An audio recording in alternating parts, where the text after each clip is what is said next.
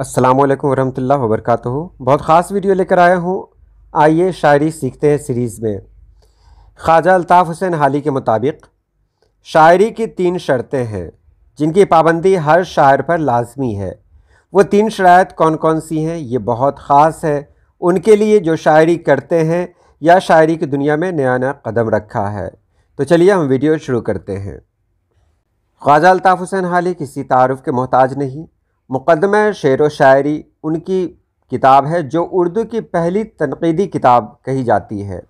आपने शेर के बारे में भी लिखा है कि एक अच्छे शेर में कौन कौन सी खूबियाँ हो सकती हैं। शायरी के बारे में भी आपने बहुत कुछ कहा है, लेकिन आज मैं आपको बताने जा रहा हूँ कि उनके मुताबिक कौन सी 3 शराइत हैं जिनकी पाबंदी हर शायर पर लाजमी है। तो सबसे पहले शेर की तारीफ़ जान लें। शायरी एक किस्म की नक्काली है। मुसव्विरी और बुत तराशी की तरह शायर भी लफ्ज़ों के ज़रिए एक पुरअसर ख़याली तस्वीर पेश कर सकता है। एक मुहक़्क़िक़ के शेर की तारीफ़ पेश करते हुए हाली लिखते हैं कि जो ख़याल एक गैर मामूली और निराले तौर पर लफ्ज़ों के ज़रिए इस तरह अदा किया जाए कि सामे का दिल इसको सुनकर खुश या मुतासिर हो, वो शेर है। जी हाँ, यहाँ वाज़ेह तौर पर कहा गया कि निराले तौर पर पेश किया जाना है, यानी कहने का अंदाज़ मुख्तलिफ होना चाहिए। अगर आम फहम अंदाज में कह दिया तो वो अच्छा शेर नहीं कहलाएगा। चलिए आगे देखते हैं। शायरी की 3 शर्तें हैं। हाली ने अपने मुक़द्दमा में शायरी के लिए 3 शर्तें रखी हैं। कौन कौन सी हैं? तख़य्युल, मुताले कायनात और तफ़हुस्से अल्फाज। ये तफ़हुस ये एक नया लफ्ज़ है, इसका मतलब होता है ढूंढना। तो ये 3 हैं जो शायरी की 3 शर्तें हैं। ये जानना सभी शुरा के लिए ज़रूरी है कि हम अगर शायरी करते हो तो इन बातों का ख्याल रखें। सबसे पहले बात करते हैं तख़य्युल की, जिसको अंग्रेज़ी में इमेजिनेशन कहा जाता है और हिंदी में इसे ही कल्पना कहते हैं।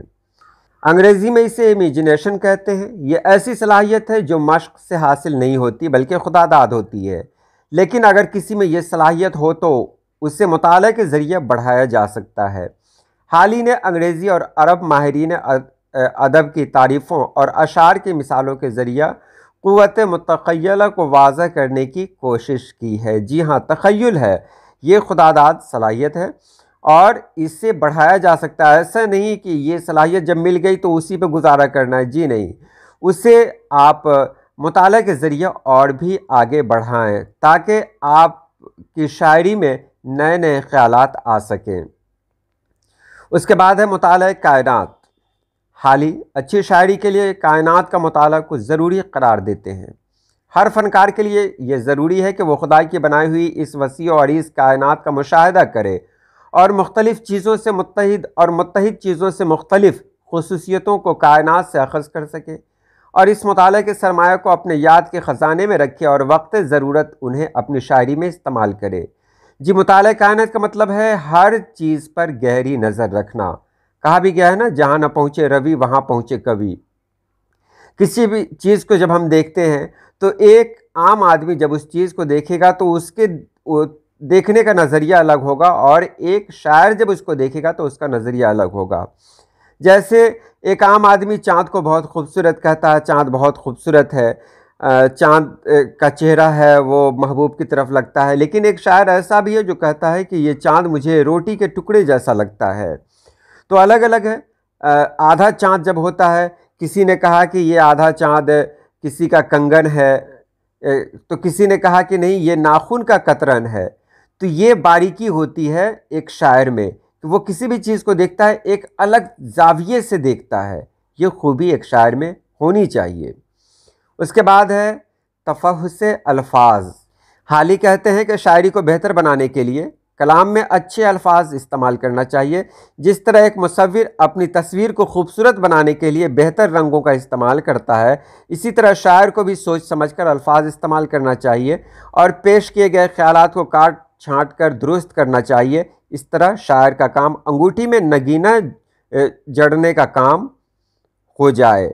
जी हाँ, बहुत सारे लोग होते हैं शायरी तो करते हैं और उसमें ऐसे ऐसे अल्फाज लिए आते हैं, या तो वो मतरूक हैं या वो ज़ायद हैं या उसका मतलब क्या कहें उसकी ज़रूरत ही नहीं है। तो ये एक शायर के अंदर होना चाहिए, ये खूबी होनी चाहिए कि कौन से अल्फाज को, कौन से लफ्ज़ को कहाँ रखना है, किस लफ्ज़ को रखना है, किसे हटा देना है। मुतरादफ़ अल्फाज बहुत सारे हैं, मुतरादफ़ में कौन सा लफ्ज़ किस जुमले में सेट करेगा, ये सब ख़ास ख्याल होता रखना ज़रूरी होता है एक शायर को। नहीं तो बस लफ्ज़ों को जोड़ने और काफ़िया रदीफ़ को जान लेने का नाम शायरी नहीं है। शायरी एक कानून के तहत है, एक कानून यानी उरूज़ के पैमाने पर अगर आप कुछ कहते हैं जो उरूज़ के पैमाने पर पूरा उतरे, तो सिर्फ कहने का नाम शायरी नहीं है। मैं कहूँ कि आज रात मैंने एक ख्वाब देखा, आज फिर मैंने एक ख्वाब देखा, ऐसा कुछ कह दूँ तो क्या ये जो शायरी हो जाएगी? नहीं।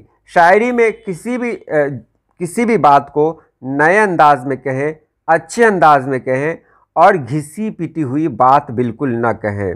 तो शायरी को तुकबंदी की हद से आगे ले जाएं, मेहनत करें और मैं यही कहूँगा ज़्यादा से ज़्यादा मुताला करें। मुताला करेंगे तभी शायरी बेहतर हो सकती है। आज के लिए इतना ही। अल्लाह पाक आप सभी लोगों को खुश रखे, आबाद रखे। अल्लाह हाफिज़।